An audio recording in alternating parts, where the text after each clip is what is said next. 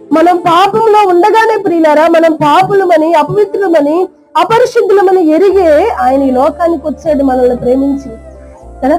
తన కోట్ల మంది ప్రజలు ఉన్నారు కదా, మరి ఎంతో మంది ప్రియులారా ప్రజలు ఉన్నారు. వాళ్ళందరికీ దొరకని కృప కొందరికి ఎందుకు దొరుకుతుంది? ఆయన చాలా మంది, ఆయన వెళ్తూ ఉంటే వేల మంది ప్రజలు యేసు ప్రభుని వెంబడించారు సువార్త వినడానికి. మరందరిని పిలిచాడు ఆయన? కొంతమందినే పిలుస్తాడు ఆయన కదా.